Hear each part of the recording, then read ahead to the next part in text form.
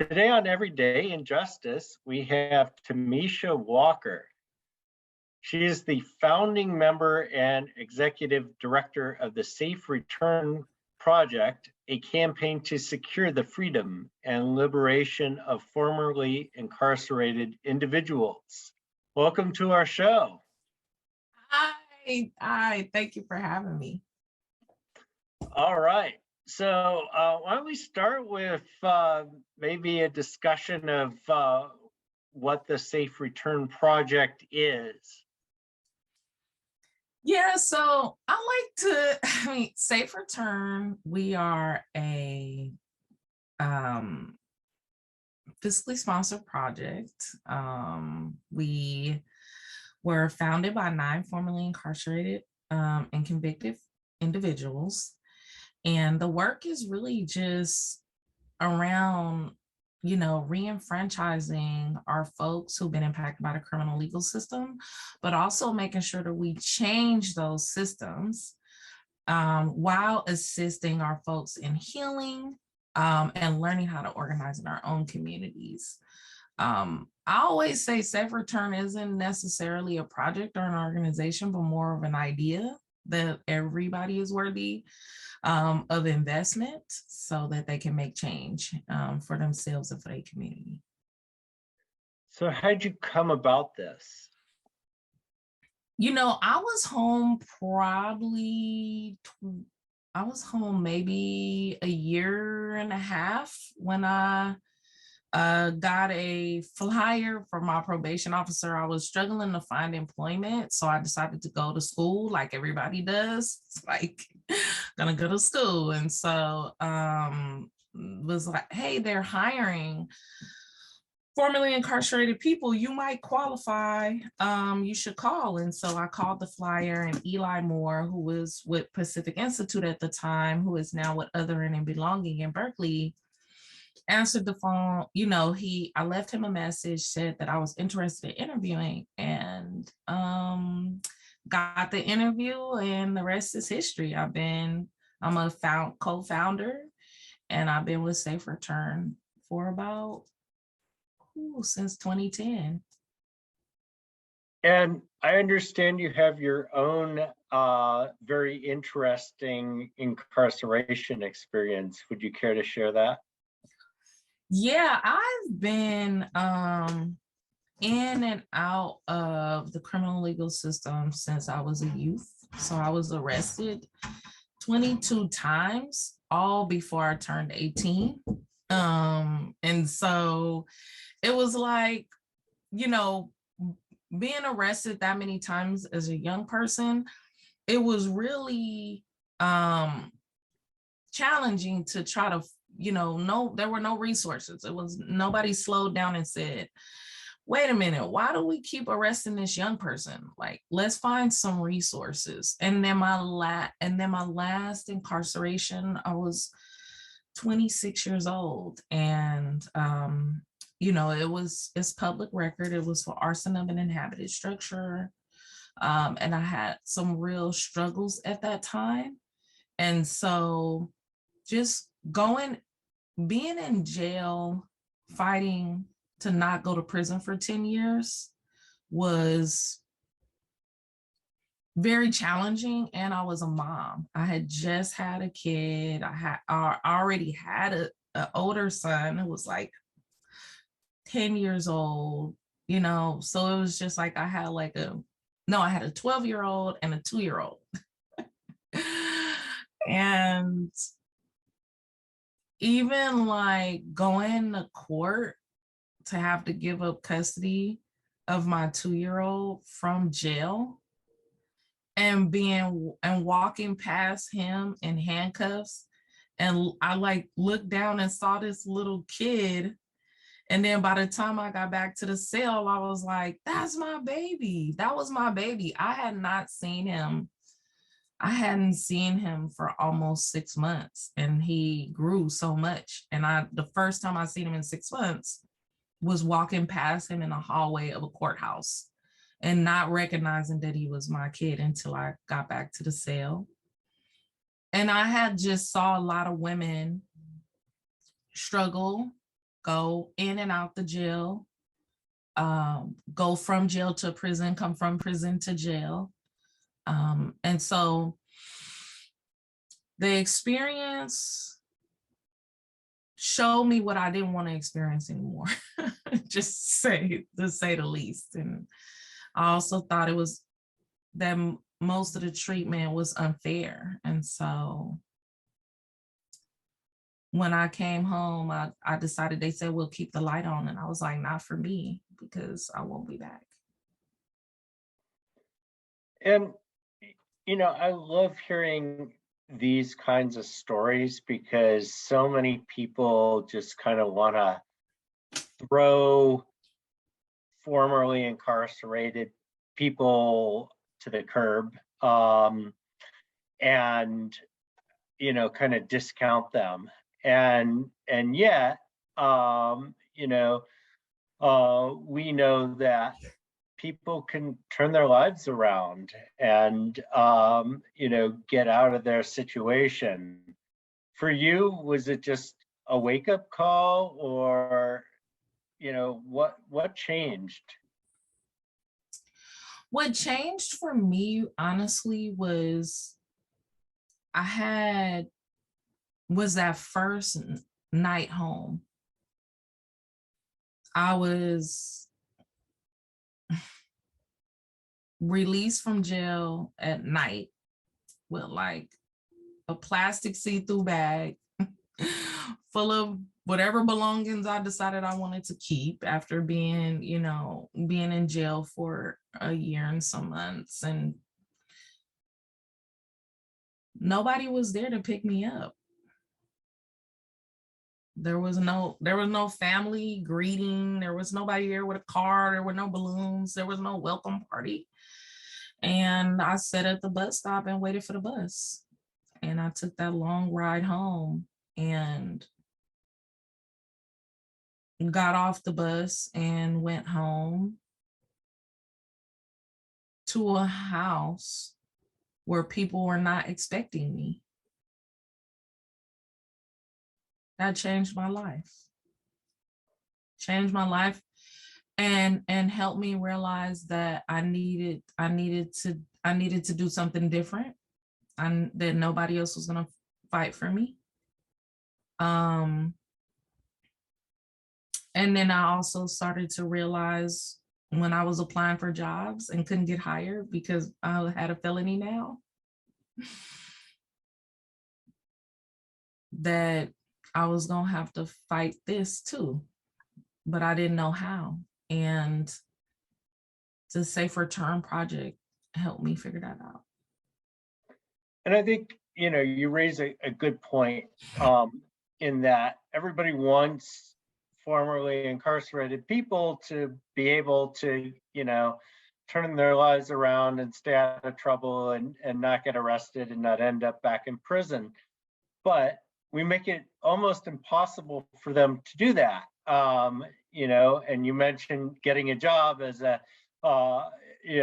convicted felon is impossible, but so is getting a whole host of aid, getting it, even student loans to go to college. I mean, if we were going to intentionally make it really easy to recidivate, our system is set up that way, wouldn't you say? Yes, absolutely. Those are so Safe Return Project did a lot of work with Californians for Safety and Justice for years around collateral consequences, just the collateral consequences, not of having a felony, but any conviction, right?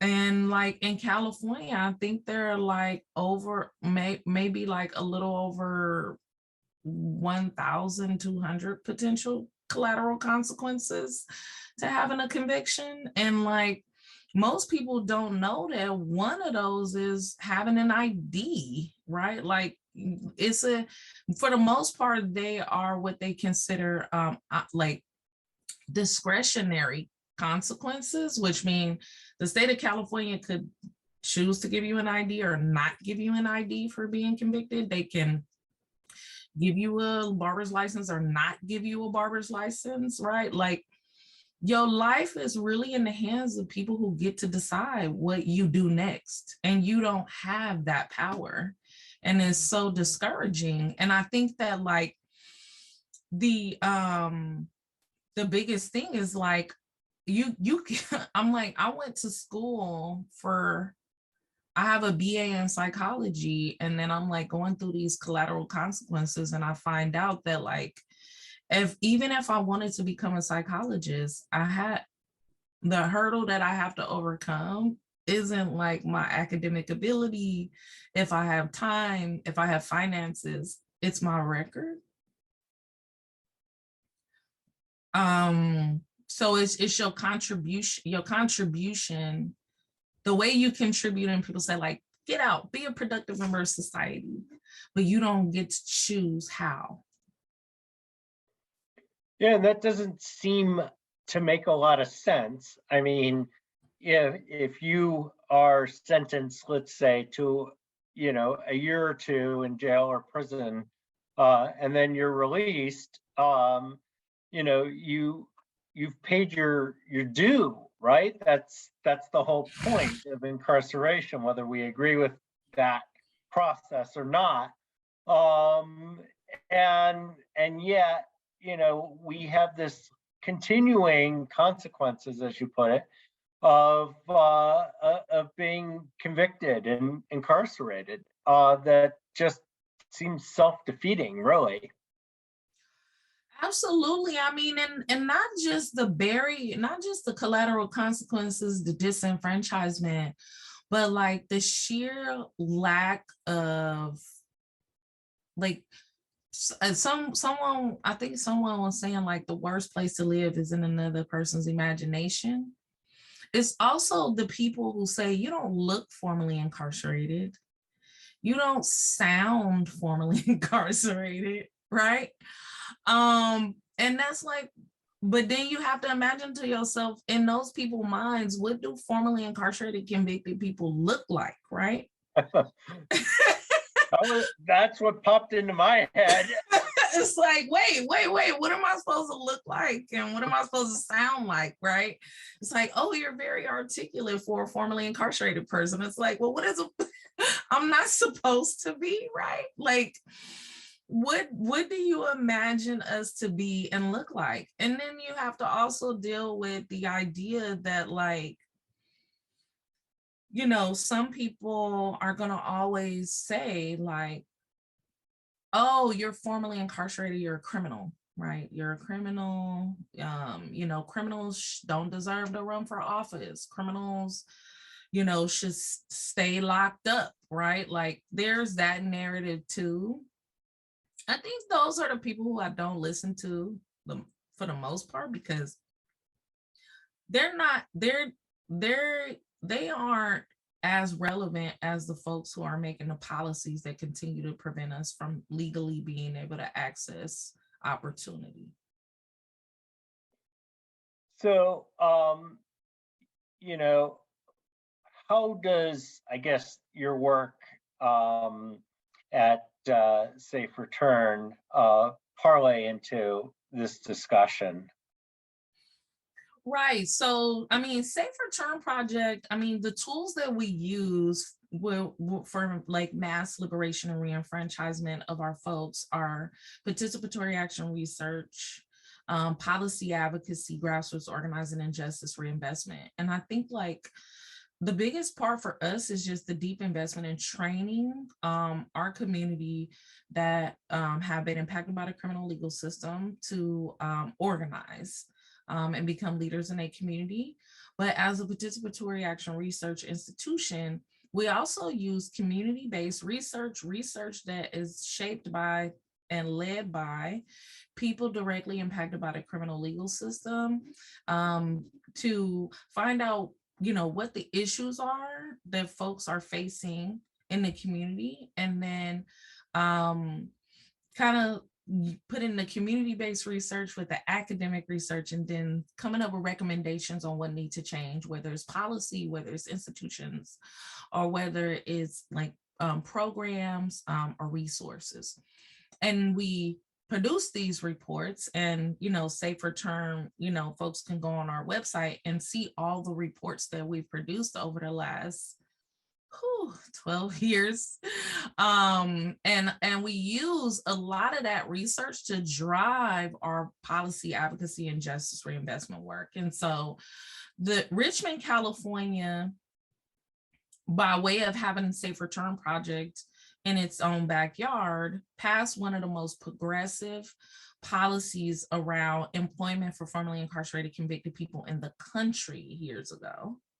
It was like national news, and it was the most progressive in the country. And it was amazing because what it did was the city of Richmond not only banned the box and said that they were not going to ask people about their convictions while hiring them unless it was absolutely relevant to the job, they also were requiring vendors who did business with the city to have the same hiring practices, meaning that if you have a business and you want to do business with the city of Richmond, you also have to have fair hiring practices and give opportunities to formerly incarcerated convicted folks. That was huge for us.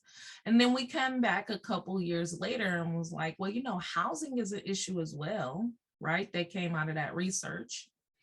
And Richmond, California, again, became the first in the nation to pass a progressive housing policy around housing access. And that policy was shaped by and informed by formerly incarcerated convicted people and our families. And so it was so amazing to be able to do that. And also our justice reinvestment work. I mean, Contra Costa County was the first county in California after realignment, AB 109 realignment, to actually have a community advisory body to the Community Corrections Partnership. We were the first county to have a budget for programs and services that weren't just the sheriff and the district attorney's office getting money and probation getting money. We fought many jail expansions. I mean, think about it now. Over 200 and something $million, 200 million and change has come to Contra Costa County in the last 10 years as a result of AB 109 realignment. 45 million and some change have went to reentry. That didn't exist 10 years ago. And that was because formerly incarcerated convicted people and our allies got out, Safe Return got out and said, we need to influence these dollars. We can't just let it go back to the system. And that's just a little bit of what we do, because I can't, we don't have enough time to talk about, just the work that the Safe Return Project and our allies have done over the last since 2010. It's just been amazing. And I'm consistently encouraged every day because the work continues. So that's all a good thing, that you don't have time to talk about all the work you've done. I do want to talk kind of about two things that you mentioned. So let's start with fair employment practices. I mean, what does that look like? If I'm a business, what if I don't want to hire somebody who's formerly incarcerated? How do you respond to that? Right. I mean, the other thing is we took on a school district and they now have fair hiring practices, right? One thing I say is like, it's your business, right? You have to think about, you're thinking about the liability. You're thinking about, what if this person hasn't changed? Do I have to fear this person? And I'm like, being a formerly incarcerated convicted person, there's no research out there that's going to tell you whether they're a good employee or not. And we're going to work harder for you because we want it the most. we want the opportunity to show you that we can work hard, that we can produce, and that we will be an asset to your business. And I think just giving us a chance is important. Don't assume right away that we're a liability. Assume we're an asset, because for the most part we are. And then also it's individual basis. Like, don't cast a wide net, you know. Yeah, and I think that's a really important point, is that there's a really humongously broad category of people that are formerly incarcerated. And like, I have people on my staff that were formerly incarcerated. They're also attorneys now.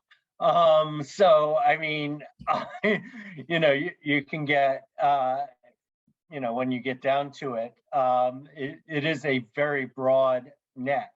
But I think the other thing is, that we need to figure out a way, to really give people a chance to get out of their past somehow. And, if you're going to just hang this label around them for the rest of their lives, that's not really that helpful. I mean, honestly, you don't look that much older than 26 now, but I mean, you're not the same person that you were when you were 26. And, when you're 45, you shouldn't be necessarily held accountable for what you did when you were 26, right? I mean, no. I'm gonna make different mistakes, but not the same mistakes.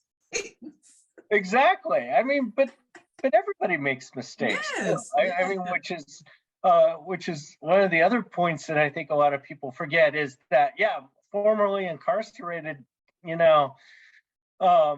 hey, look, a lot of things that a lot of non-incarcerated people did when they were young, if they had been in the wrong place at the wrong time, could have ended up with a very different story. So, which I think is important. The other point that you raised, that I think is really important, is this notion of reentry. And what kind of resources do we need to help people that are going from that transition, really, from incarceration to being in the world and needing to get a job and do the I don't the adult thing. I don't know what terminology to use there, but to be able to be a responsible citizen. What kinds of tools are needed to do that more smoothly than we're doing it now? One thing that we're missing is like, what is the quality of pre-release services, right? Like, what is the plans that folks are making before they come home, right? And how soon do those plans start to happen? I think, especially for people, like, jails are revolving doors, right? They're not like prisons, right? Like prison, you have to be sentenced to, years or more than a year. And now with the passing of like AB 109, you can't be sent to prison with non-violent offenses, right? And so it's really like, jail is a revolving door. How do we have, resources in communities so people don't keep going in and out of jails in particular? But for people who are but if you're sentenced to jail and not just arrested and held awaiting right, a sentence or a charge, most people sitting in jail aren't even charged with anything yet, right? Which is one issue. But like, what's happening on the inside for you to prepare you to come home. Most people who come home from prison, there's always this narrative around like $200 of gate money, right? And it's like, and if you don't have family ready there to pick you up, I mean, I didn't have none of that, but I had a home to go to. Some people do not, right? So like sometimes it's the pre-release. It's what do you need before you come home? Is it housing? Is it job? Is it family connections? What is it? And making sure that people aren't just being put out in the world with nobody there to receive them is the most important part. And then when you're out in the world, what do the resources look like then around housing, job access? Do you want to go to school? What do you want to do? And have a plan. I think that's the thing that I've seen that has been missing for the most part. And something else that we haven't talked about is the impact of trauma. And we know statistically that the vast majority of people that end up incarcerated did so in part because they were victimized at a younger age, and then that was untreated, and then they end up offending at some point. And then they get released, and often they still have that trauma, even though plus incarceration is traumatic itself. And so there have to be the services. And I know as a parent of somebody who was severely traumatized before he came to live with us, it's really hard to get services, and it's really hard to get good services. So is that an aspect that you guys work on as well? Absolutely. I mean, healing is a big thing for us at Safe Return. And that's not to say like healing doesn't have a time frame on it, right? We tell people that healing doesn't mean like you're healed, you're healed, pick up your mat and go, right? Like, no, like trauma leaves a scar, and it's a memory of what you've been through. And so how do you live a quality life with those scars? And that's kind of what we work on, is to not pretend we didn't face trauma and harm that got us to where we were. We know that most people, if not the majority of folks, behind enemy lines in jails and in prisons have been victims at some point in their lives of trauma, and society dropped the ball. And so when I was in a meeting once, and somebody was, people were saying like, okay, we got to make sure that folks are healthy. We got to make sure that people are healthy. And I was like, why do we always talk about formerly incarcerated, convicted people as if we're the ones who are sick and need to be healed? We do need that.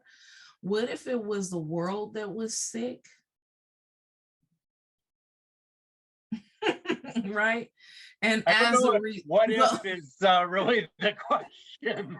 Right? What if it's the world that's sick, and as a result you have sick, you have people who have trauma, right, who need to be healed, right? And so we do focus on that as an organization. We actually released a report called Arresting Trauma. Of course, it focused on women and girls and non-gender conforming individuals. And we understand that it could also be across the board, because there are a lot of men in jails and prisons because somebody didn't protect them, right? And when we are talking to district attorneys and we're talking about resentencing, and you have, district attorneys running saying tough on crime, we got to protect the victims. And I'm saying, like, you do know I was a victim before I committed a harm. So you act as if I forfeited the harm that I experienced because I hurt somebody else. which no, hurt people, right? The trauma continues to trickle down if you don't handle it. And so for the most part, tough on crime folks who are like, we need to protect victims, victims have rights. We have been victims. We were victims in our community and you didn't do anything. We became victims to the system, and you didn't fix it to make it right. And then we came home and became victims to disenfranchising policies that don't allow us to build our lives. And and I know it's controversial to say it that way, and it's true. But I think you said it really well. And I think, that is the point that is just missing from a lot of the narrative on victims, is that, victims are who are not treated, continue the harm that was done to them and they do it to others. And so in a way, what we have to do is break this cycle of victims in order to heal and alleviate the crime. So we're just about out of time, but for those listening, what can they do to help you guys in your mission? Yeah, I mean, to help Safe Return, you can always donate to the organization.